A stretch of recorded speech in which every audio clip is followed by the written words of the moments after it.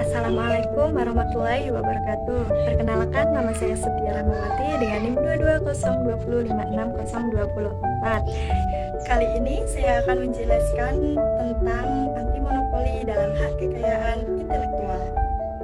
Dalam pasal 1 Undang-Undang Nomor 5 Tahun 1999 tentang larangan praktek monopoli dan persaingan usaha tidak sehat. Praktek monopoli merupakan pemusatan kekuatan ekonomi oleh satu atau lebih pelaku usaha yang menyebabkan penguasaan produksi dan atau pemasaran barang atau jasa tertentu. Akibatnya terjadi persaingan usaha tidak sehat yang dapat merugikan kepentingan umum.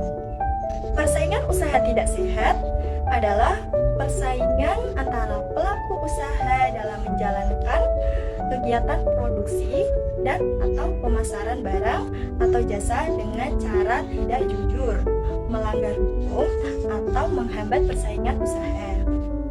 Intinya, kedua istilah tersebut berkaitan dengan dominasi pasar yang merugikan pelaku usaha lain, konsumen, serta kepentingan masyarakat secara luas.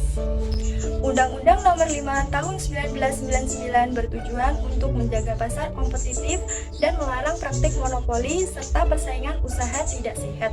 Fokus utamanya adalah mempromosikan persaingan usaha yang sehat dan memperkuat kedaulatan konsumen. Undang-undang ini mengatur agar persaingan usaha berlangsung secara adil dan berkontribusi pada pembangunan ekonomi nasional. Selanjutnya ada korelasi antara hukum anti monopoli dengan hak kekayaan intelektual. Hukum anti monopoli dan hak kekayaan intelektual saling berkaitan dalam mendukung pembangunan ekonomi berkelanjutan.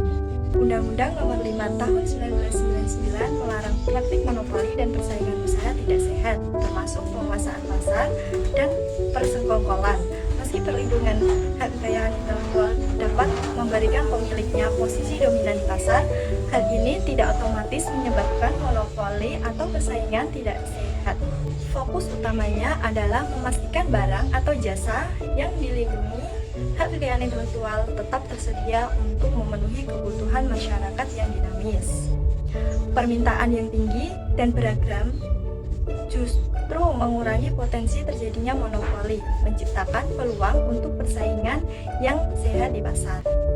Berikut adalah keterkaitan antara hak kekayaan intelektual dengan praktek monopoli. Yang pertama, ada hak cipta. Meskipun hak cipta bertujuan mendorong inovasi, penyalahgunaannya dapat menciptakan ketimpangan pasar. Oleh karena itu, regulasi anti monopoli diperlukan untuk mencegah penyalahgunaan hak cipta dan menjaga persaingan yang sehat demi kepentingan publik. Yang kedua, ada hak paten. Dalam konteks penyewaan, penyerahan, atau penyediaan untuk dijual atau disewakan, penting untuk memperhatikan isi perjanjian yang terlibat. Jika perjanjian tersebut tidak melanggar aturan larangan monopoli, maka kegiatan tersebut tidak dapat dianggap sebagai praktik monopoli atau persaingan tidak sehat. Yang ketiga, ada hak merek. Barang atau jasa bermerek dianggap sebagai kebutuhan pokok sehingga konsumen bebas menggunakannya tanpa melibatkan praktik monopoli selama penggunaan merek tidak melanggar aturan hukum. Hal ini tidak dikategorikan sebagai monopoli atau persaingan tidak sehat. Yang keempat, ada desain industri. Hak distribusi barang dengan desain industri terdaftar juga menjadi aspek penting dalam menjaga keseimbangan antara perlindungan hak cipta dan persaingan yang sehat. Keberadaan perlindungan hak cipta paten tidak otomatis menyebabkan terjadinya praktik monopoli atau persaingan usaha yang tidak sehat. Kelima, ada indikasi geografis. Meskipun indikasi geografis dimaksudkan untuk melindungi hak-hak daerah asal dan menciptakan nilai tambah untuk produk tertentu jika diatur dengan tepat. Hal itu bisa berisiko menjadi sarana untuk memonopoli pasar dan merusak prinsip persaingan sehat. Keenam, ada tata letak sirkuit. Meskipun TLST dirancang untuk melindungi inovasi dalam bidang teknologi, jika penyalahgunaan hak eksklusifnya tidak diawasi dengan baik, hal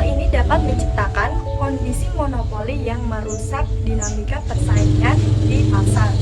7. Ada rahasia dagang. Meskipun rahasia dagang berfungsi untuk melindungi nilai bisnis dan mendorong inovasi, penyalahgunaannya dapat berdampak pada distorsi pasar, membatasi persaingan, dan merugikan konsumen yang berpotensi melanggar prinsip-prinsip persaingan yang sehat. Yang terakhir ada varietas tanaman. Meskipun varietas tanaman dapat mendorong inovasi dan meningkatkan hasil pertanian, kontrol yang berlebihan terhadap hak atas varietas tersebut berpotensi menimbulkan praktik monopoli yang merugikan persaingan pasar dan kesejahteraan konsumen. Terima kasih atas penjelasan saya tadi. Semoga bermanfaat untuk kalian. Wassalamualaikum warahmatullahi wabarakatuh.